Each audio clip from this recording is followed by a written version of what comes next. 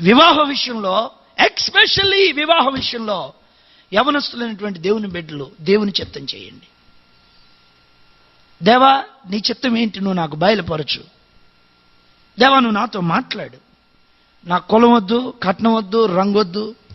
ఈ మధ్య ఒక ఆమె అడిగింది, అయ్యా మీరు కూడా హిందువుల నుంచి రక్షణ పొందారు కదయ్యా, మరి మా అమ్మాయికి హిందూ కుటుంబం నుంచి రక్షణ పొందిన వాళ్ళు ఉంటే మా కులమే కావాలయ్యా అంది. నేను అన్నాను, మీ కులస్తులందరూ చచ్చిపోయారమ్మా అన్న. అంటే మొత్తం చచ్చారయ్యా అన్న. మొత్తం చచ్చిపోయారమ్మా. సంఘంలోకి ఉండేవాడు కులం చచ్చినోడే సంఘంలో ఉండాలి. ఇంకా బైబిల్ పట్టుకున్న తర్వాత నీలో కులం పనిచేస్తుందా? దేవునికి ఈ విషయంలో నేను ఎంతో వందనాలు చెల్లిస్తాను. ఈ వెస్ట్రన్ కల్చర్లో కులం అనే దాని గురించి ఎక్కడ వినపడదు. ప్రత్యేకంగా మన దేశంలోనే ఇది ఎక్కువ కనబడుతుంటుంది. దాని విషయమే మనం చాలా పశ్చాత్తాపంతో ప్రార్థించాలి. దేవుని వాక్యానికి భిన్నమైనవన్నీ కూడా వాక్యంతో మనం ఆయన నామంలో త్రొక్కివేయాలి.